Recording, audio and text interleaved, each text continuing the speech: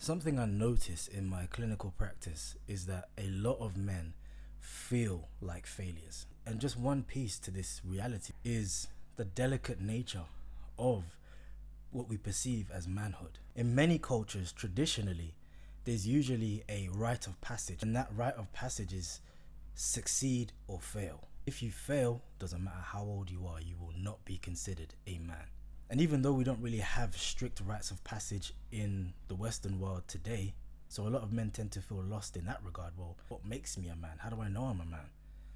The rite of passage becomes whatever is the metric of success. But it kind of ties in with our patriarchal values in that even if we say we want equality, in many respects, manhood means being able to achieve more than a woman, being stronger than a woman, taller than a woman, richer than a woman, more grounded than a woman, having more status to how much you can provide to a partner who's probably making the same amount or more than you.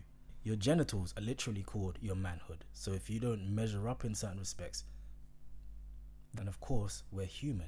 But when we internalize this and we see the reality that men and women fluctuate in our abilities, in our capacities, in what we're successful in what we need help with, a lot of men feel like they haven't lived up to this ultimate masculine archetype. And that impacts the way they view themselves as men. So yes, I'm a male, but when we speak about manhood, a lot of times the messaging we get is manhood is trial and success.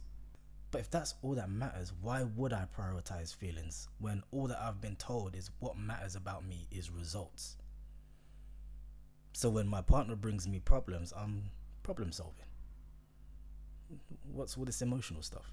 And I don't believe they're solely rooted in socializing. But I think we do a lot of damage to everyone with the values that we instill. If you're not in certain places in life, as a whole man, you feel like a failure. When this man gets into a relationship, now he feels like he's failing his partner, his kids, just by virtue of being himself, who he already sees as a failure. Even if he's doing a great job, showing up, present, man, there's probably someone who could take care of her better. There's probably someone who could give my kids a better life. There's probably a better man out there. Two things here. This is why we see those memes about, that one compliment a man gets every year that he holds on to for dear life.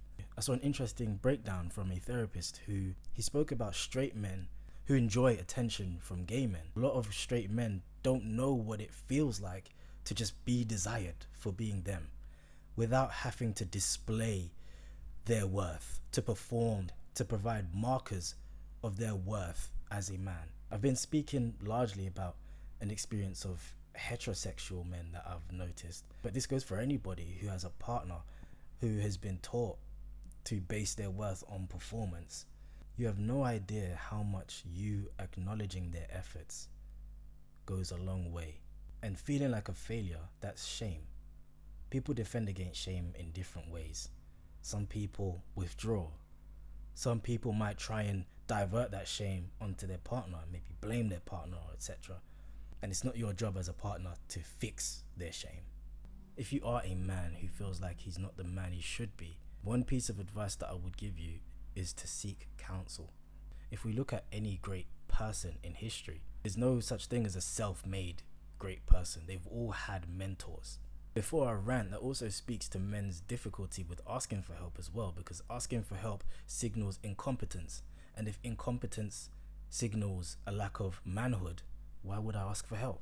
Contrary to how it might feel, contrary to the skepticism you might feel, find people who have what you need and ask for help. If this is you and you want to know more, and maybe you're not quite ready for therapy, I've written a book called Good Magic, Become Somebody You're Proud Of. It's available on Amazon.